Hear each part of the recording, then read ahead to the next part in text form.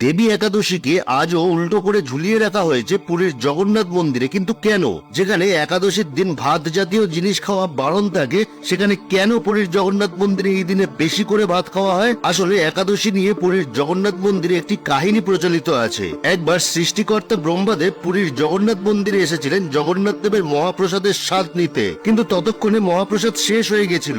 বাইরে একটা জায়গায় অল্প একটু ভাত পড়েছিল, যেটা একটা কুকুর চেটে চেটে খাচ্ছিল। ব্রহ্মাদেব মহাপ্রসাদ খাওয়ার জন্য এতটাই উতলা হয়ে পড়েছিলেন যে ওই কুকুরের সঙ্গে বসেই পড়ে থাকা ভাতগুলো উনি খাওয়া শুরু করেন। কিন্তু সেদিন ছিল একাদশী তিথি, তাই ওই সময় দেবী একাদশী ওখানে প্রকট হয়ে ব্রহ্মাদেবকে অপমান করেছিলেন, এমনকি মহাপ্রসাদকে নিয়েও কিছু কটূক্তি কথা বলেছিলেন। এসব দেখে স্বয়ং জগন্নাথ দেব ওখানে উপস্থিত হয়ে ঘোষণা করেছিলেন যে এরপর থেকে আমার মহাপ্রসাদের উপর একাদশী বা অন্য কোনো ব্রত ও উপোসের নিয়ম লাগু হবে না। এরপরই নাকি জগন্নাথ দেব শ্রীমন্দিরের পিছনের দিকে দেবী একাদশীকে উল্টো করে ঝুলিয়ে দিয়েছিলেন।